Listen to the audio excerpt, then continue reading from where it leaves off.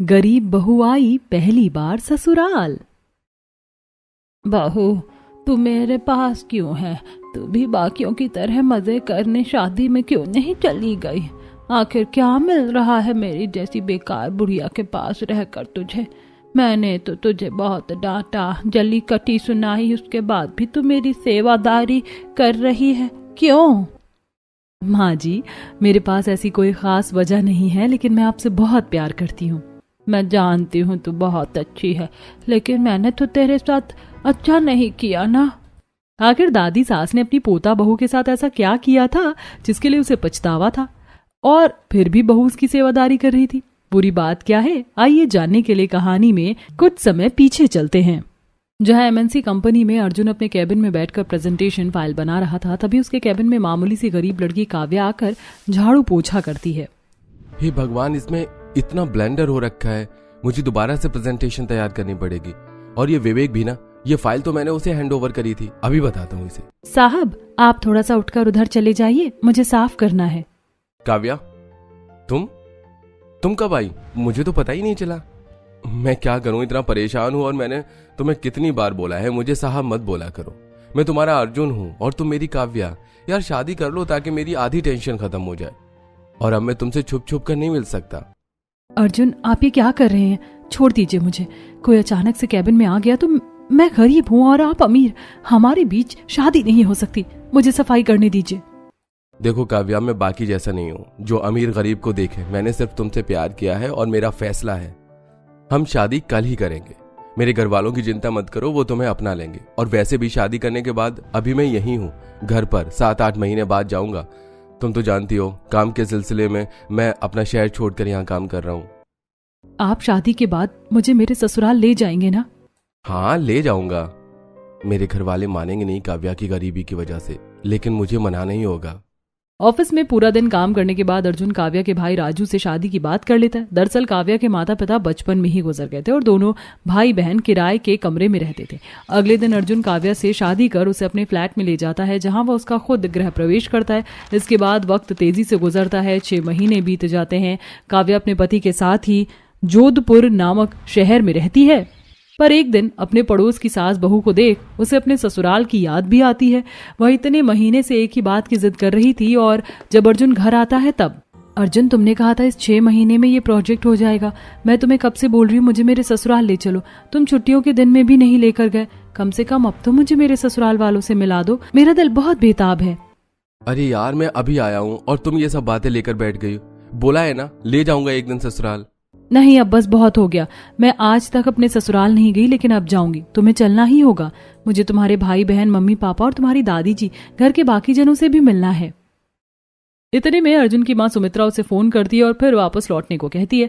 तब अर्जुन घर जाने के लिए काव्या को बैग पैक करने को कह देता है, जिसे सुन वो बहुत खुश होती है।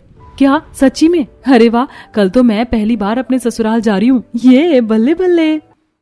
ये सुनते ही काव्या बहुत खुश हो जाती है। फिर दोनों ही अगली सुबह जयपुर आने के लिए निकल जाते हैं। आखिर काव्या अपने ससुराल पहुंच जाती है। हाय रब्बा, ये इतना बड़ा घर मेरा ससुराल है।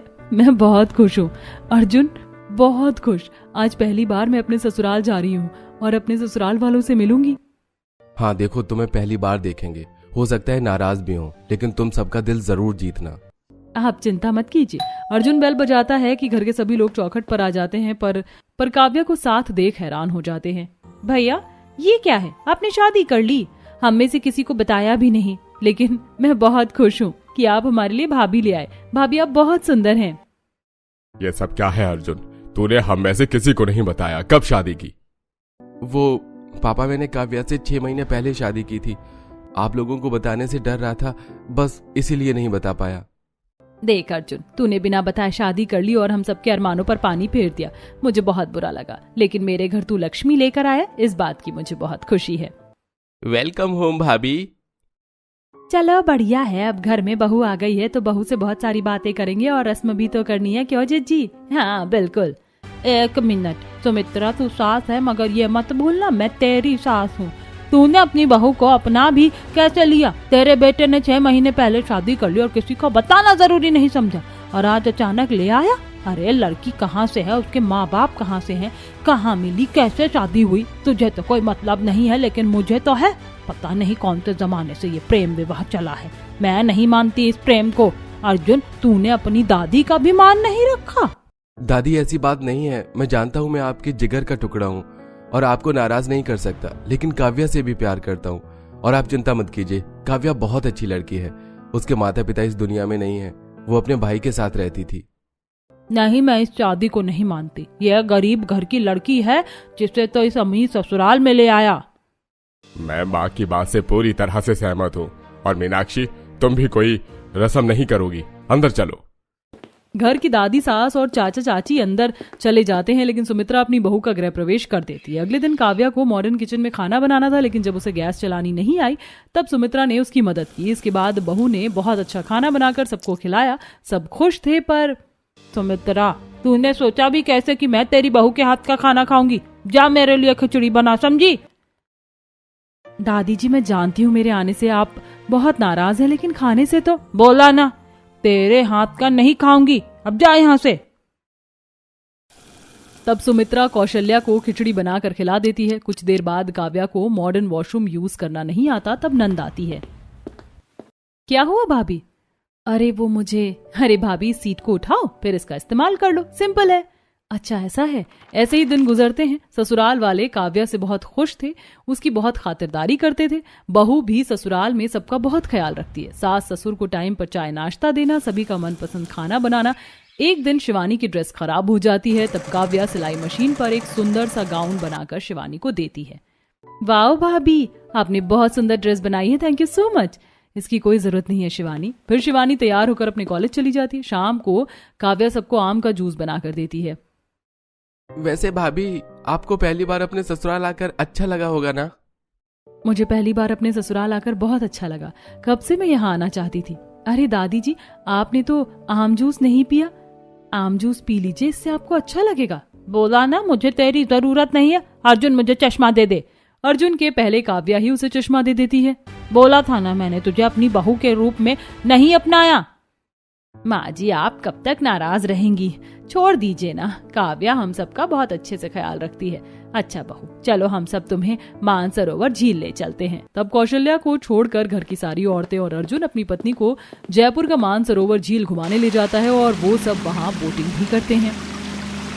वाह, कितना मजा आ रहा है। सच में मुझे अपने ससुराल आकर बहुत अच्छा लग रहा है। मेरे ससुराल का शहर भी बहुत खूबसूरत है। ये तो है ही। बहू सबके साथ मूवी देखती है, आइसक्रीम खाती है, अलग अलग जयपुर की फेमस जगह देखती है। अगले दिन एक पड़ोसी अपने घर की शादी का कार्ड दे जाता है, तो सब लोग तैयार हो जाते हैं। लेकिन तभी कौशल्या को सीढ़ी से गिरकर चोट लग जाती है। अरे माँ जी को चोट लग गई, अब तो आप शादी में नहीं जा पाओगी, आप आराम करना घर पे। मीनाक्षी तो ठीक बोली, माँ जी हम सब जा रहे हैं। अरे बहू, तू तैयार क्यों नहीं हुई? चल। माँ जी, आप देख रहे हैं ना, दादी जी की तबीयत ठीक नहीं है। अरे काव्या, दादी तुम्हें पसंद नहीं करती, यहाँ रहकर क्या करोगी? चलो। नहीं, आप जाइए। तब सब लोग शादी में चले जाते हैं। काव्या अकेले घर की सफाई करती है और कौशल्या से खुद से चला नहीं जाता। तब काव्या ही उसे संभालती है और उसके पैरों की मालिश करती है। फिर हल्दी और हरे पत्ते को पैर पर बांध देती है, जिससे कि पैर थोड़ा बहुत ठीक हो जाता है। काव्या कौशल्या का पूरे दिन बहुत ख्याल रखती है, उसको अपने हाथ से सूप बनाकर पिलाती है। ये देख उसका दिल पिघल जाता है। मैं तुझसे कुछ पूछ रही हूँ। क्यों कर रही है तू? क्योंकि दादी जी, मैं आपसे बहुत प्यार करती हूँ। आप घर में अकेली हो, आपको कैसे छोड़कर चली जाऊं? बड़े लोग तो डांटते ही हैं गलती करने पर। इसका मतलब ये थोड़ी ना है कि छोटे बड़ों से नाराज हो जाए। हे भगवान, मैंने तुझे कितना गलत समझा। काव्या बहू, पर तू तो हीरा निकली। मुझे माफ कर दे, मैंने तुझे बहुत परेशान किया। चलिए, अच्छा है दादी, आपने मेरी पत्नी को अपना ही लिया। चलो अच्छा है, हमारा प्लान काम कर गया। माँ जी ने भी बहू के अंदर अच्छाइयाँ ढूंढ ली। इस तरह तीनों सास बहू एक दूसरे के गले लग जाती हैं और सब खुशी खुशी रहने लगते हैं। मोहित, तेरे पिताजी की तबीयत अब ठीक नहीं रहती। मैं सोच रही हूँ कि अब तेरी बहन प्राची की शादी कर दूं। हाँ माँ, आप सही कह रही हो। पिता की आंखों के सामने शादी हो जाएगी तो ठीक रहेगा। माँ, पर मैंने अभी अपनी 12वीं कक्षा की पढ़ाई खत्म की है। मुझे कॉलेज भी करना है। मेरा सपना है कॉलेज करने का। सपना क्या होता है बेटी, बाप के आगे शादी हो जाएगी, ये बहुत अच्छी बात है। और वैसे भी एक अच्छा रिश्ता मिल गया है तेरे लिए, तो अब इसको ठुकरा मत, शादी कर ले, पढ़ाई वगैरह तो होती रहेगी। प्राची का सपना था कि वो कॉलेज करे, लेकिन घर की आर्थिक स्थिति और पिता की सेहत देखकर उसकी माँ उसकी शादी आलोक नाम के लड़के से करवा देती है। आओ बहू, घर के अंदर आओ। अगले दिन सुबह प्राची की मुंह दिखाई की रस्म होती है। रेखावती, तेरी बहू तो बहुत सुंदर है, पर तेरी बहू का शरीर देखकर तो लगता है इसकी उम्र बहुत कम है। पढ़ने लिखने की उम्र है अभी तो इस लड़की की। हाँ, उम्र थोड़ी कम है इसकी मेरे बेटे से, पर मुझे घर में बहू चाहिए थी तो बस झटपट में मैंने इसको ही अपने घर की बहू बना ली। सुनीता के जाने के बाद रेखावती की चारों बेटी माधुरी, पाखी, वैशाली, कीर्ति अपने हॉस्टल से घर आती हैं। ये लो बहू, तुम्हारी चारों नंदे भी आ गई हैं। अरे माँ, शादी में हम शामिल नहीं हो पाए, लेकिन हमें नहीं पता था कि आप भैया की शादी एक बालिग लड़की से करवा रही है। लेकिन इनकी उम्र तो बहुत ज्यादा कम है भैया से, और इन्हें तो अभी पढ़ना लिखना चाहिए था। हाँ सचमुच, उम्र तो बहुत ज्यादा ही कम है। इस उम्र में तो हर लड़कियां अपनी कॉलेज की पढ़ाई कर रही होती हैं। अरे कुछ उम्र कम नहीं है, हमारी भी इस उम्र में शादी हो गई थी और हमने भी पूरा घर संभाल लिया था, और अब मेरी बहू भी मेरी ही तरह पूरे घर को संभाल लेगी। क्यों बहू, संभाल लोगी ना? जी माँ जी। अब प्राची सबको अपने हाथ से खाना बनाकर खिलाती है। खाना तो बहुत स्वादिष्ट बना है प्राची। शुक्रिया आलोक जी। वैसे माँ, अभी हमारे कॉलेज की छुट्टियां चल रही हैं, तो अभी कुछ दिनों तक हम यहीं रहेंगे। यह तो बहुत अच्छी बात है बेटी। एक दिन प्राची अपने नंद के कमरे में सफाई कर रही होती है और वहां से एक किताब को उठाकर पढ़ने लगती है। अच्छा भाभी, आपको किताबें पढ़ने का भी शौक है क्या? नहीं, वो तो बस ऐसे ही थोड़ा बहुत पढ़ लेती हूँ। ये तो अच्छी बात है, थोड़ा बहुत ही सही, पर आप पढ़ती तो हैं।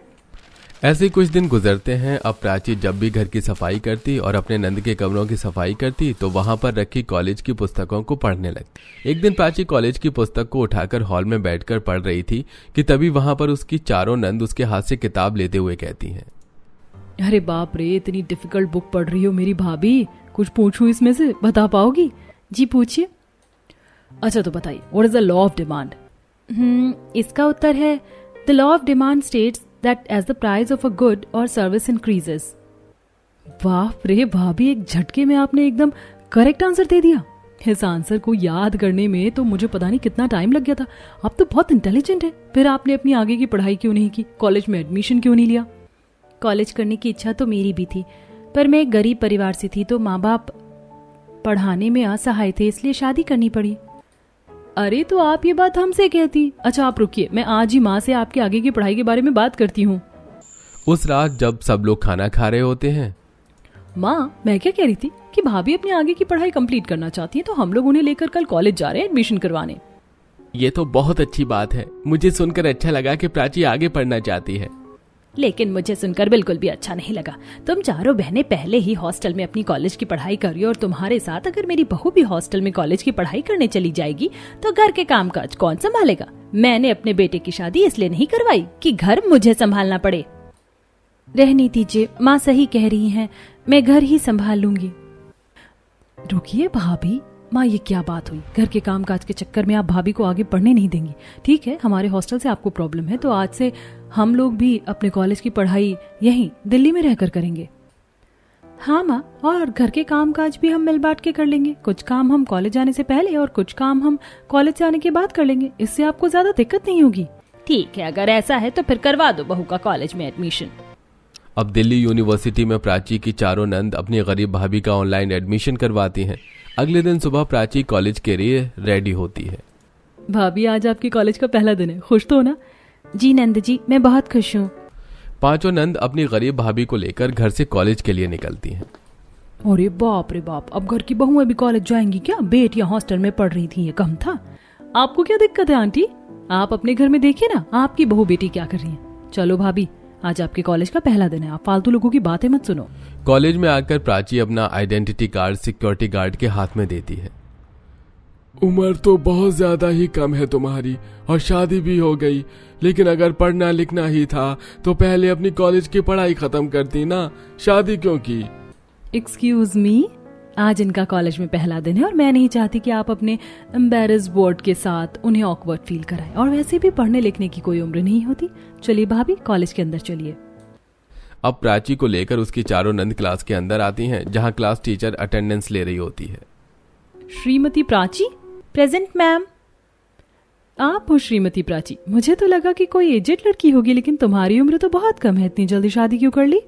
वो मैं सॉरी मैम, आपकी क्वेश्चन का आंसर कर रही हूँ, बट ये उनका पर्सनल मैटर है तो आप इस पर क्वेश्चन मत कीजिए। वो नर्वस हो रही हैं और आज उनका पहला दिन है कॉलेज में। Okay sorry. टीचर के चले जाने के बाद प्राची अपने डेस्क पर बैठकर नोट्स बना रही होती है कि तभी वहां पर श्रुति नाम की लड़की आकर प्राची के हाथ से नोट्स छीनकर हवा में उड़ा देती है। ओहो, तब ये शादीशुदा आंटी भी हमारे साथ बैठकर क्लास लेंगी। मेरे नोट्स इधर दो पाखी माधुरी। श्रुति, तुम्हारी हिम्मत कैसे हुई न्यू स्टूडेंट के साथ ऐसे बिहेव करने की? अभी के अभी नोट्स यहाँ पर रखो, नहीं तो मैं प्रोफेसर से तुम्हारी टीजिंग करने की कंप्लेंट करूंगी। ये पकड़ो अपने नोट्स, मुझे कोई शौक नहीं है इस आंटी के नोट्स लेने की। अब कुछ देर बाद चारों नंद अपनी भाभी के साथ कॉलेज की कैंटीन में आती हैं, जहां प्राची एक बहुत बड़ा लंच बॉक्स का डिब्बा निकालती है। इतना बड़ा लंच बॉक्स का डिब्बा? अरे अपने साथ साथ पूरे कॉलेज के स्टूडेंट्स को लंच करवाने वाली हो क्या? Shut up Mohan, behave yourself. Sorry. Lunch खत्म करके प्राची क्लास के अंदर जा रही होती है कि तभी पीछे से कुछ लड़के उसको छेड़ने लगते हैं। अरे देख क्या कंटाप माल आई है कॉलेज में। प्राची पीछे मुड़ती है कि अरे बाप रे, ये तो शादीशुदा है। अरे शादी करके अपने पति का घर बसाना था ना, यहाँ कॉलेज क्या करने आई हो? Be in your limits Ram. अगर तुम्हारी सिस्टर शादी के बाद कॉलेज जाती तो क्या उसको भी तुम ऐसे ही टॉन्ट मारते?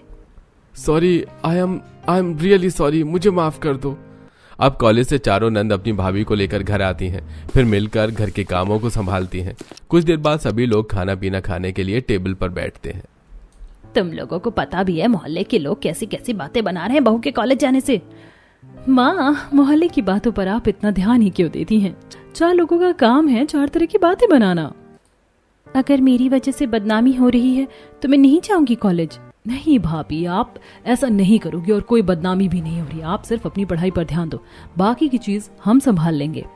अब चारों नंद मिलकर अपनी गरीब भाभी की पढ़ाई लिखाई में उसकी मदद करती थी। ऐसे ही कुछ दिन गुजरते हैं और कॉलेज की परीक्षाएं शुरू हो जाती हैं और दिन रात मेहनत करके प्राची अपने कॉलेज के इकोनॉमिक्स कोर्स में टॉप करती है। कांग्रेचुलेशंस प्राची, तुमने कॉलेज में टॉप किया है इकोनॉमिक्स में और कॉलेज की तरफ से तुम्हें एक जॉब भी ऑफर हुई है मल्टीनेशनल कंपनी में। कांग्रेचुलेशंस भाभी, चलो ये खुशखबरी घर में सबको देते हैं। माँ किधर हो आप? एक बहुत बड़ी खुशखबरी है। कैसी खुशखबरी बताओ? भाभी ने पूरे कॉलेज में टॉप किया है माँ, और एक मल्टीनेशनल कंपनी ने भाभी को हायर भी किया है। क्या बात है, कांग्रेचुलेशंस प्राची। क्या सच में इसने टॉप किया है कॉलेज में और इसकी मल्टीनेशनल कंपनी में जॉब लग गई? मुझे तो विश्वास ही नहीं हो रहा। बहू, आज तो तेरी सफलता ने मोहल्ले की औरतों के गालों पर तमाचा मारा है, जो कहती थी कि बहुएं पढ़ लिख नहीं सकती। कहीं ना कहीं बहू, मैंने भी तुझे रोका, मुझे भी माफ करना। नहीं माँ जी, आप माफी क्यों मांगती हैं? जो भी था, लेकिन मेरा सपना आप लोगों और मेरी चारों नंद के सहयोग की वजह से ही पूरा हो पाया है।